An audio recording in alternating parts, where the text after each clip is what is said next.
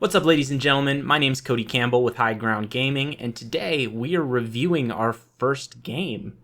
Today we're reviewing NieR Replicant version 1.22474487139... ... I know, it's a mouthful.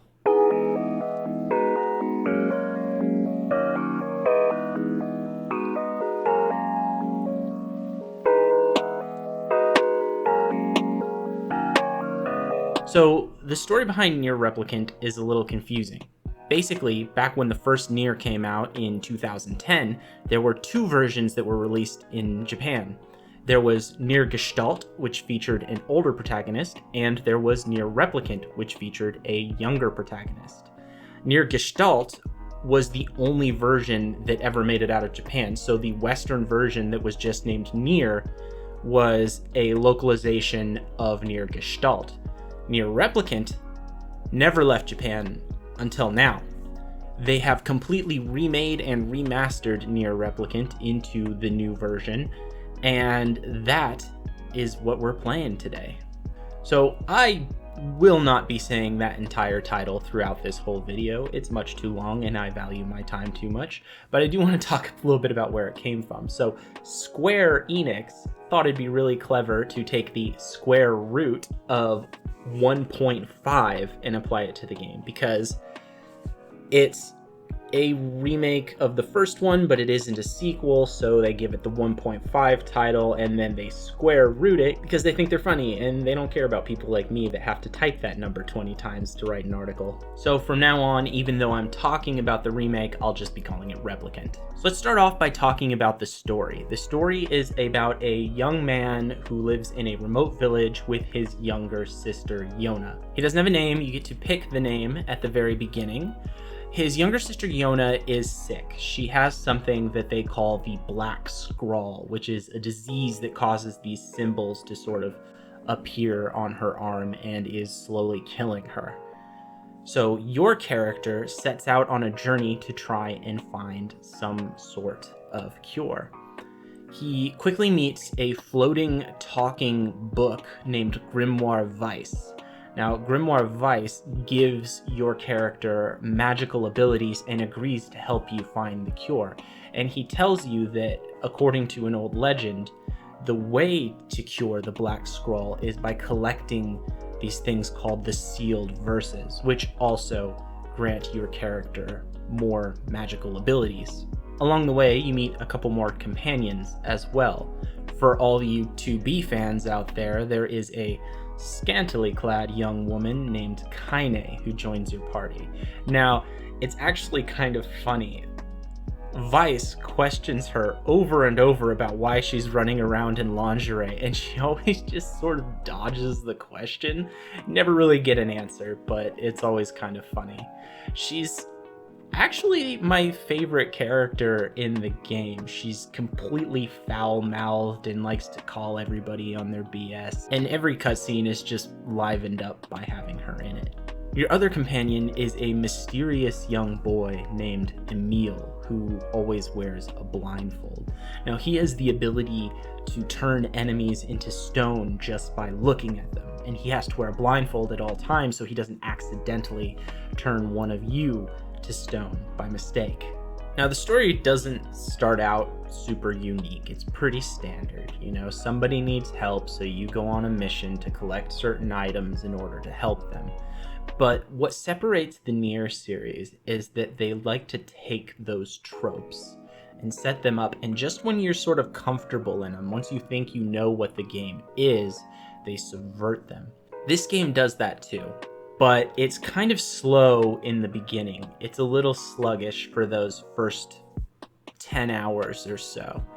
And so if you're kind of a little bored with it in the beginning, I definitely recommend sticking with it until the time skip.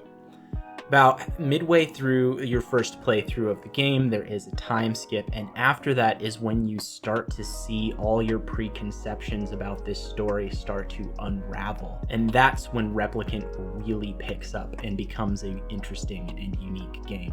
Like other NieR games, Replicant doesn't actually end the first time you see the credits roll.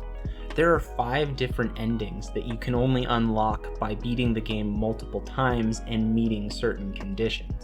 So if you really want the true ending to NieR Replicant, you have to beat it over and over again. But each playthrough is a little bit unique. You'll still be fighting the same enemies, going through the same general story beats, but there'll be new cutscenes and new dialogue along the way that sort of keep it interesting and give it a little bit more value for repeat playthroughs. Now I want to talk a little bit about the world of NieR Replicant. This world is very fantasy based. You've got your floating talking book, you've got swords. The enemies that you fight are these sort of spectral creatures called shades that are very goblin-esque in their design and movement. The towns are made of these sort of ruined buildings that gives it a sense of age, and the clothing is very medieval.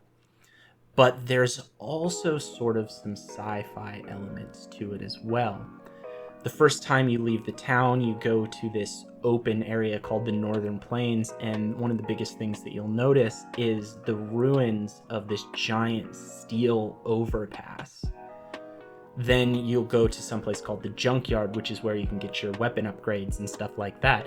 And they'll send you down into the Junkyard where you'll fight robots, and there are mechanical doors and stuff like that.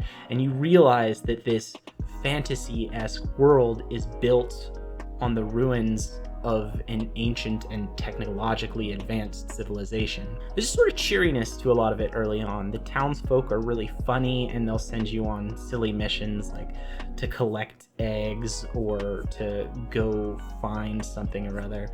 And you get quests to do things like ride a boar and stuff like that.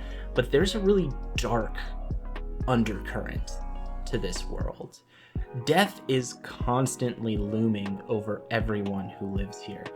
NPCs die regularly, and it's always really jarring when it happens because it's violent and gruesome, and sometimes it feels like it comes out of nowhere. And the people mourn the deaths of their friends and neighbors, but they also push past it, and you get this sense that they can't really acknowledge the gravity of the world that they live in, or else they would just give in to despair. So they have to force themselves to just keep going and living life, which is profoundly sad, but also gives sort of a weight to the world.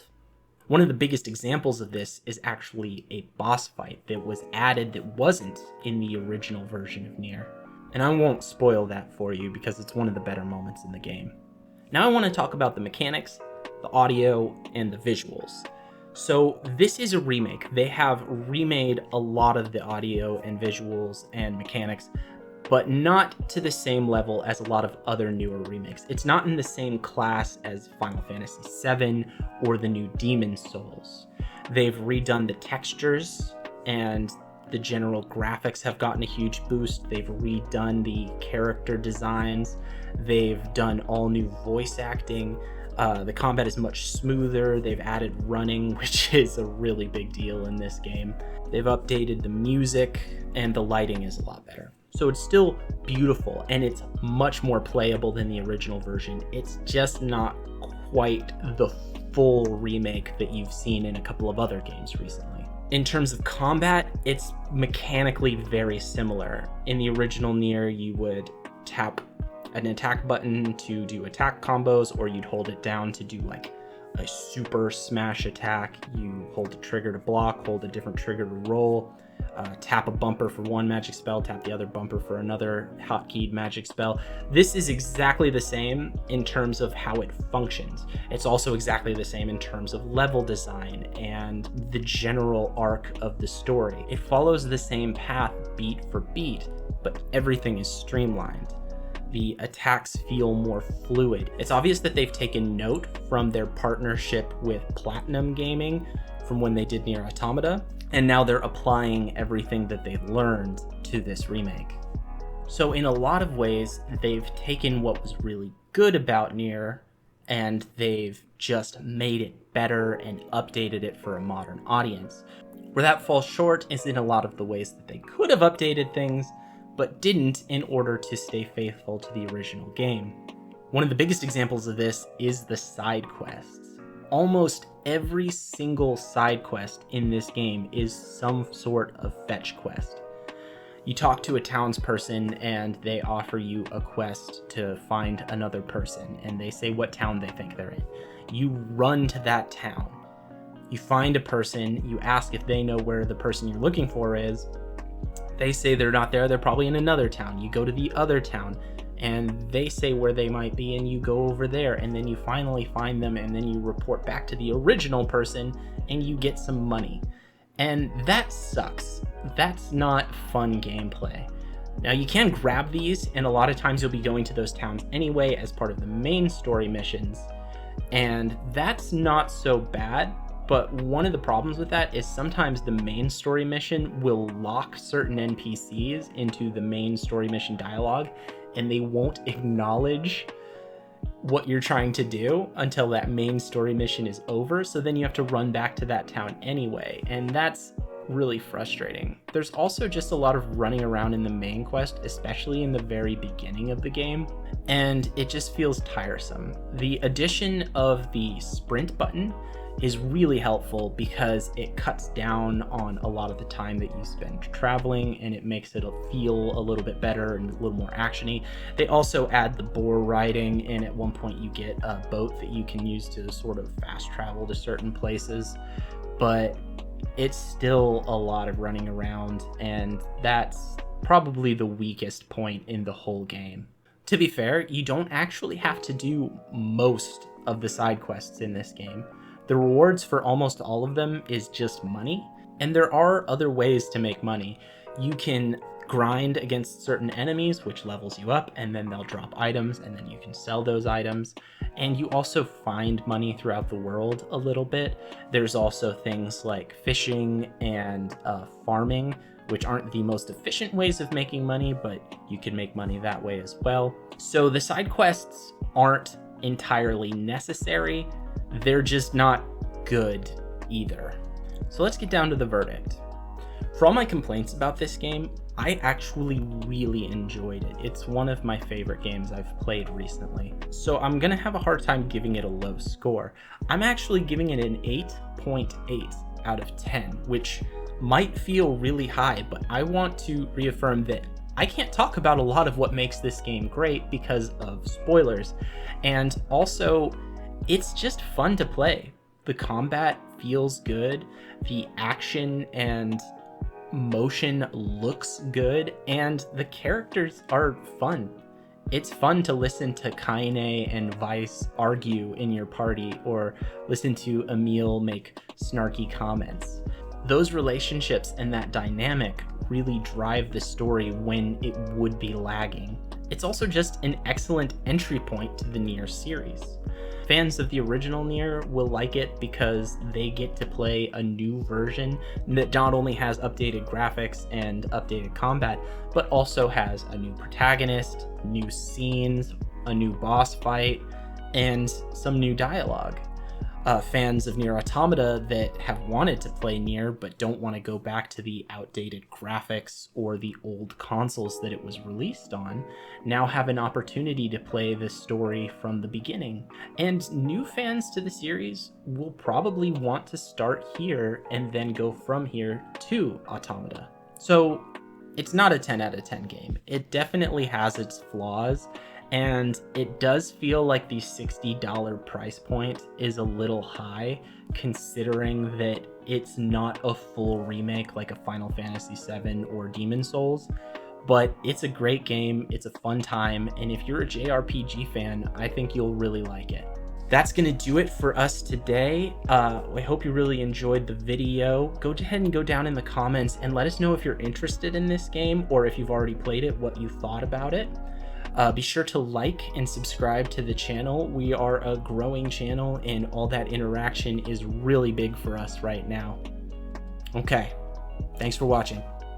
Happy gaming.